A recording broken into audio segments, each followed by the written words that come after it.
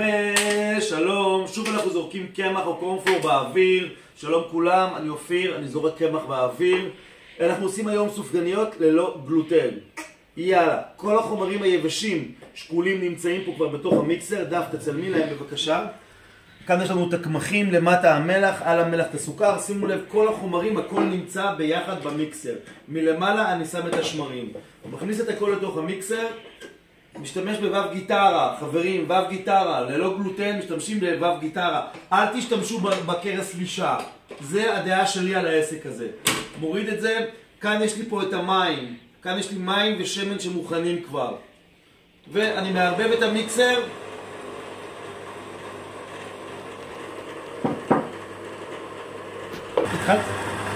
וכמו שאנחנו רואים, הבצק מתחיל להתערבל פה. אנחנו ניתן לו להתערבל עוד כמה דקות, ועוד כמה דקות אנחנו נעצור אותו. רואים אותו? הבצק מתערבל, עוד כמה דקות נעצור אותו. ואחרי כמה דקות לישה, הבצק נראה ככה. בסך הכל איחדנו את הבצק. הרי אין לנו פה גלוטן לפתח ואין לנו כלום. כדי ללוש בצק ללא גלוטן, בינינו לא צריך להיות חכם גדול. פשוט תכניס את החומרים למיקסר, תלחץ על הכפתור, מדי פעם תנקה מהצדדים, הכל בסדר. בצק מוכן, הבצק יוצא החוצה.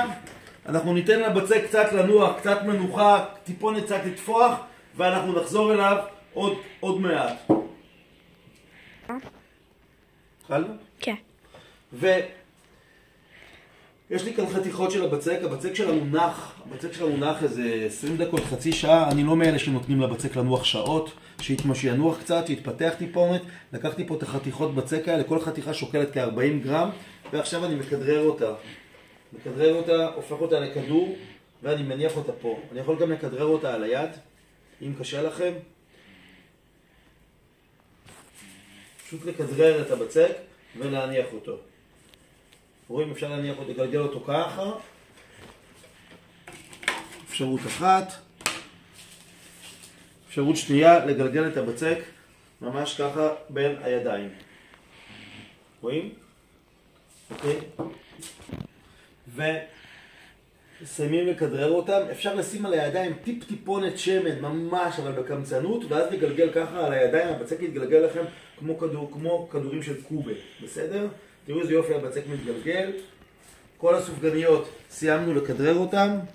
אפשר גם לכדרר אותם פעם שנייה, אם בפעם הראשונה לא יוצא לכם מספיק יפה. אתם יכולים לכדרר פעם אחת, טיפונת שמן על הידיים, לתת לבצק איזה שנייה אחת לנוח, ממש 20 שניות, חצי דקה, עוד פעם לחזור, לשמן את הידיים, ועוד פעם לכדרר. בסדר? ראינו איזה כדרורים חמודים? נראה כמו כדורי פינג פונג. עכשיו, אנחנו ניקח את הבצק שלנו, נכסה אותו בשקית ניילון. כן, שקית ניילון, לא מגבות ולא שום דבר. ראיתם שקית?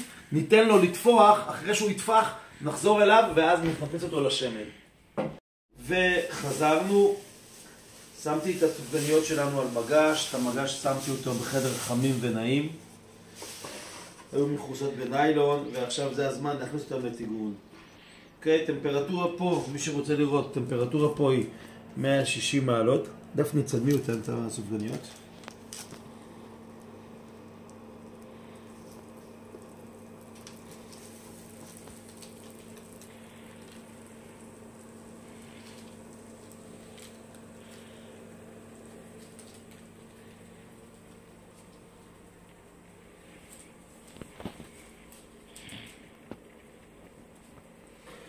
מה שחשוב לגבי התפיחה של הסופגניות, אני יכול גם כן להוריד את הנייר הזה כבר עכשיו, אם אני רוצה, ואם אני יכול להוריד אותו. בצק מאוד יציב בסך הכל. אם מישהו שואל איזה בצק זה, אנחנו נגיד את זה בסוף. טוב, יאללה. הסופגניות שלנו מתחילות לתפוח, מתחילות להתגלגל. יש לנו פה את השמן, את הנייר הזה, אפשר להוציא. אוקיי? אם אתם מרגישים שזה מסוכן לכם, אז אל תעשו את זה. יאללה, הסופגניות שלנו נייר יוצא מפה. טוב, יאללה. הולך הסופגניה פה בפנים, דפני צלמי להם אותם בבקשה. טוב, כמה מילים בינתיים על הבצקים שלנו. כמו ששמתם לב, עוד לא קיבלתם מתכון, נכון? עכשיו זה לא בגלל ששכחתי אתכם, או בגלל שאני מסתיר מכם סודות. להפך, אני רוצה שיהיה לכם קל יותר ופשוט יותר. פשוט מאוד. החברה שבחרתם לעבוד איתה, בדרך כלל יש לה מתכון על האריזה. תשתמשו במתכון הזה, זה עובד. אני בדקתי, פה היום יש 2 בצקים, יש פה גם בצק של, איך קוראים לזה? בדקתי גם את הבצק של תמי ירוק, וגם את הבצק של מולינו ירוק. מולינו ירוק זה בלי המילה נחיתה, ותמי ירוק זה עם המילה נחיתה. אז מי שנמנע מהמילה נחיתה, שישתמש במולינו ירוק. בסדר? מה שאנחנו צריכים לעשות בסך הכל, תעשו את המתכון שרשום לכם על העטיפה. המתכון בסדר, בדקתי אותם, הם עובדים. אתם יכולים להוסיף למתכון לכבוד הסופגניות עוד איזה כף או 2 של שמן ועוד איזה כף או 2 של סוכר. זהו. חוץ מזה תלחצו על הכפתור של המיקסר, תנו למיקסר לעבוד, להרבל את הבצקים, היידה, בום. לא צריך יותר מזה. באמת שאתם לא צריכים לחפור ברשת מאיפה תביאו מתכון לסופגניות. הנה יש לכם מתכון. הלאה. בואו נראה פה מה קורה פה. טוב, הסופגניות שלנו כרגע תופחות. תכף נראה לי שאנחנו נעצור את הצילום בינתיים, עד שזה יהיה מוכן כי חבל על הזמן שלכם. טוב, קאט לבינתיים. התחלנו? כן. ואחרי כמה דקות של טיגון בחום בינוני נמוך, הסופגניות קצת אחד שלהם מוכן, כולל חגורת הצניעות המפורסמת. שמעתי שהיה איזה מישהו שאמר שאין לסופגניות חגורה באללג. זה פשוט לא נכון. החגורה המפורסמת מגיעה אך ורק איך קוראים לדבר הזה? תפיחה הנכונה. כל העסק וכל המשחק, תראו איך הסופגניות מחייכות אלינו ואומרות שלום יפה. היי, תגידו שלום סופגי. היי, אלה סופגניות ללא גלוטן, אין להם שום בעיה, וזה באמת פשוט לא בעיה לעשות סופגניות בלי גלוטן. ממש לא. המשחק שלנו הוא, דבר ראשון, התפיחה, ואם אתם שואלים, שכחנו לדבר על התפיחה. על התפיחה אני תפחתי אותם בערך במשהו כמו 1.5 שעה, אבל בחדר בטמפרטורה של 28 מעלות. שימו חדר 28 מעלות, הכל יהיה בסדר. אוקיי? יאללה, קאט. אוקיי, ואחרי משהו כמו 4 דקות טיגון מכל צד, הסופגניות המהממות שלנו מוכנות. כזכור, סופגניות ללא גלוטן. יש כאן סופגניות מקמח מולינו ירוק ומתמי ירוק. אין לנו בעיה עם זה. שניהם עובדים יפהפה. שני הקמחים עובדים מצוין.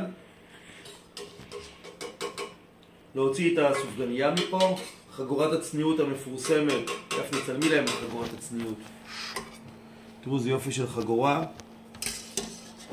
עוד מעט נעשה קאט ונחזור לצלם אותם אחרי שהם יתקררו ואז שנשים עליהם אבקת סוכר וכל הלללי לללה. טוב, יאללה, חברות, חברים. אז שיהיה לנו לכולנו, נמשיך את הצילום הזה עוד מעט, אז שיהיה לנו חג חנוכה שמח. אם אהבתם את הסרטון, תעשו לנו לייק, תכתבו איזה שורה, תגידו משהו, אל תהיו כאלה, בסדר?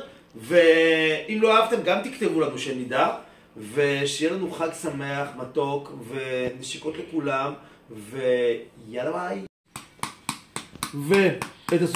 אי אפשר להיפטר מאיתנו, זה אי אפשר, הסרטונים האלה לא נגמרים.